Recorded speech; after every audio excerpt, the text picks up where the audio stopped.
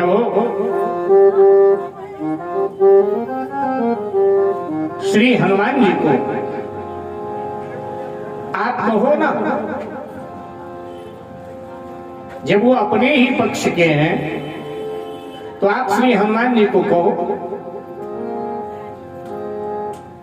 कि जो महाभारत का युद्ध हो उसमें हनुमान जी महाराज हमारे तरफ से युद्ध करें। ध्यान देना, भगवान श्री कृष्ण हंसने लगे। बोले हंस क्यों रहे हो? तो कहा कि देखो, इतने छोटे से युद्ध में हनुमान को उतारना उसका अपमान होगा। तो भीमसेन ने कहा महाभारत का युद्ध छोटा होगा महाराज, पूरे विश्व के लोग उसमें सम्मिलित होंगे, एक प्रकार का विश्व युद्ध होगा, पूरे विश्व के राजे महाराजे सम्मिलित होंगे, और आप कह रहे हो कि छोटा होगा। तो लंका का युद्ध क्या इससे बड़ा हुआ था? भगवान श्री कृष्ण ने कहा लंका का युद्ध कई गुना बड़ा था।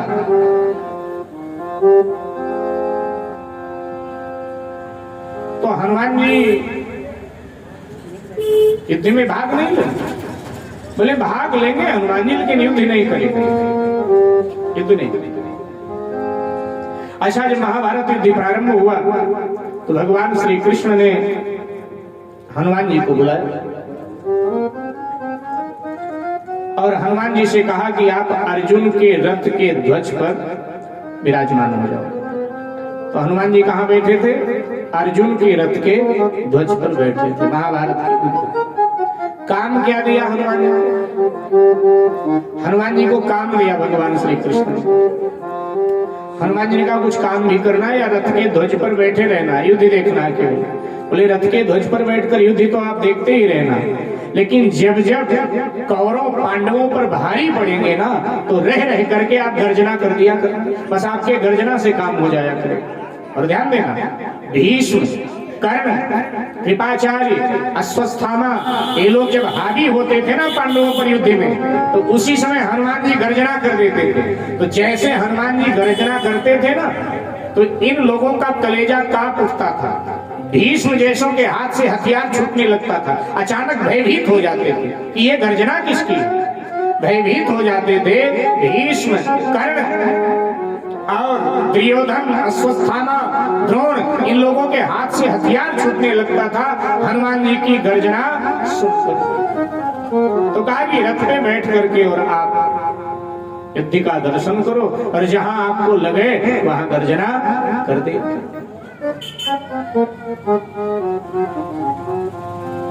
ध्यान दीजिएगा मेरे भाई,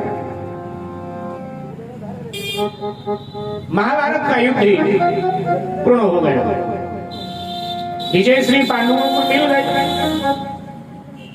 अब चारों भाई अपनी अपनी बात कर रहे हैं।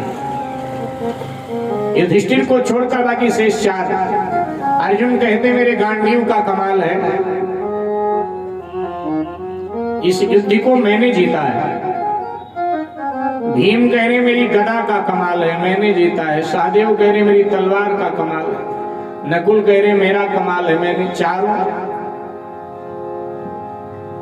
युधिष्ठिर ने कहा किसी का कमाल नहीं, द्वारिकाधीश का कमाल है। चारों भाइयों ने कहा वाह, इन्होंने तो युद्ध भी नहीं किया, रथ चला रहे थे केवल।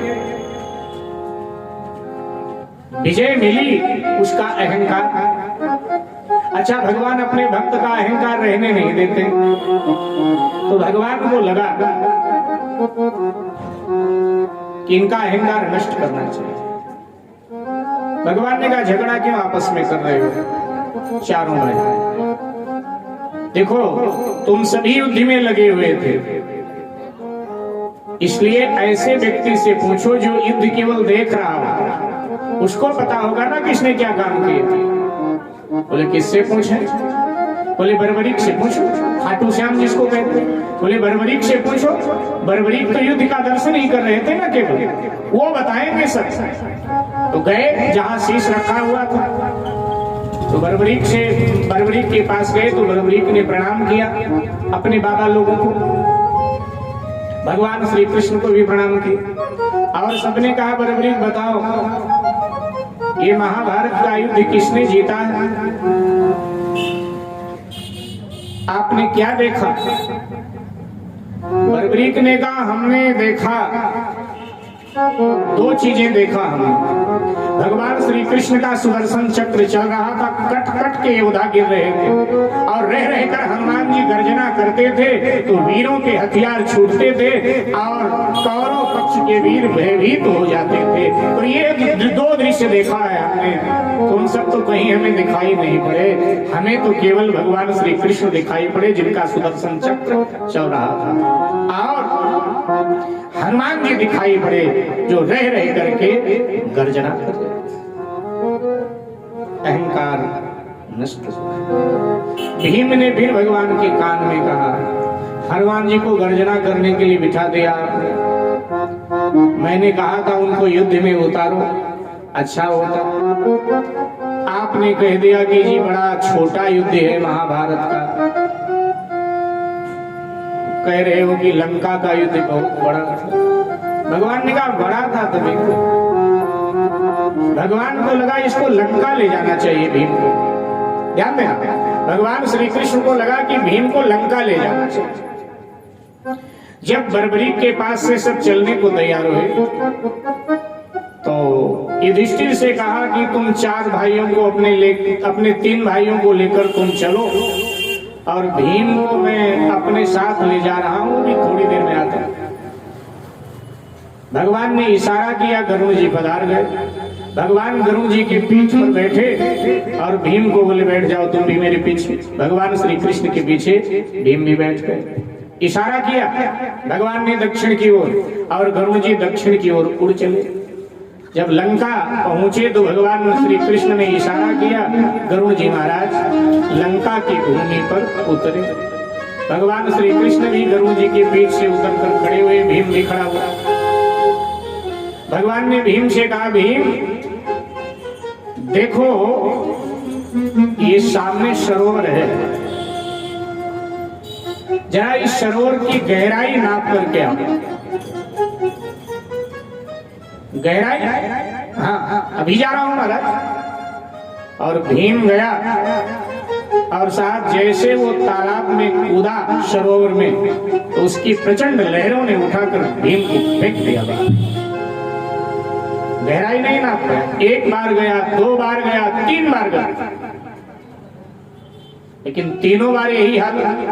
अच्छा इतनी तीव्र गति से जल की तरंगे इसको बाहर फेंकती है ना, इसको चोट लग जाती है। तो 3 बार में ही ना इसका शरीर ढीला हो गया और भगवान से बोला कि महाराज मेरे बस का नहीं है, ये सरोवर बड़ा गहरा है, ये सरोवर बड़ा गहरा है और इसमें जल जो है वो हलचल पैदा कर रहा है, तरंगे बड़ी तीव्र उठती हैं। महाराज क्षमा करें, मैं गहराई नहीं नाप पाऊंगा।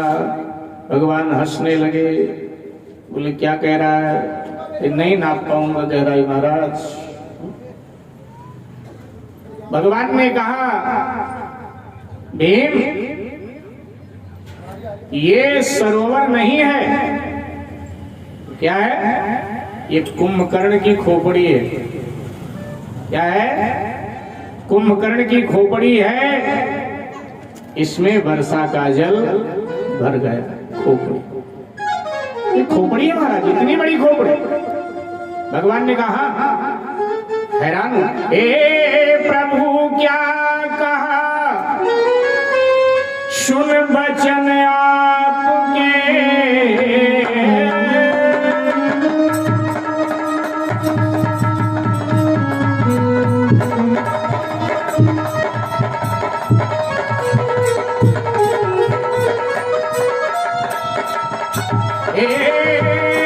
प्रभु क्या कहा, सुन बचन आपके प्रभु।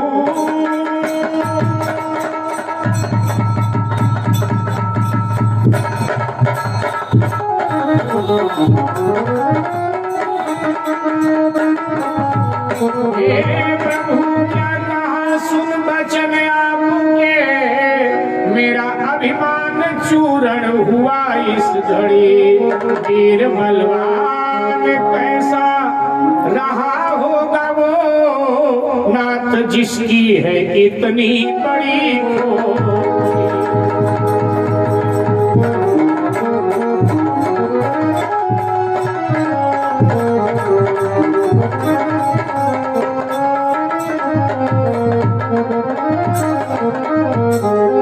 भीमसेन ने भगवान श्री कृष्ण से कहा, प्रभु आपकी बात सुनकर मुझे बड़ी हैरानी हो रही है।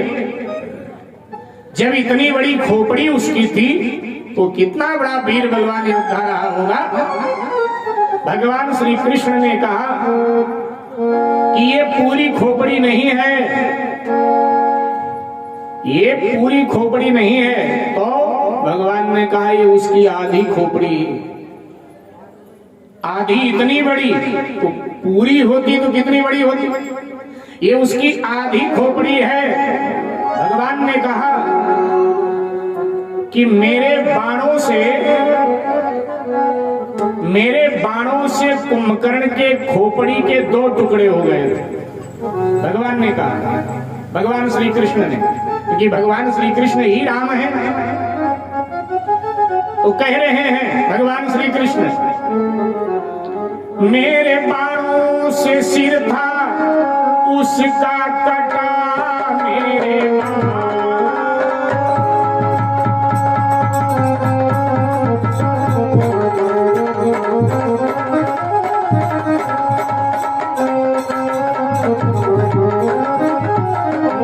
बाणों से सिर था उसका कटा, रुक जिसका है ये पूरी नहीं खोपड़ी, लंबी चौड़ी व गहरी समझ बावले, 12 योजन है ये वज्र से भी।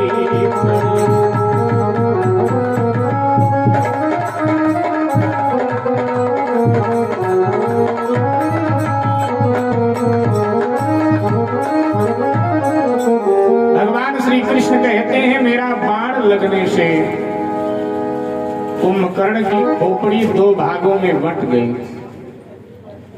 एक भाग यहाँ ये पड़ी है।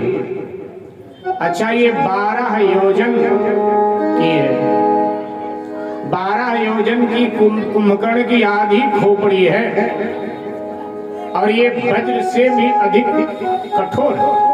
दृश्य अद्भुत निरख सुन प्रभु के वचन, दृश्य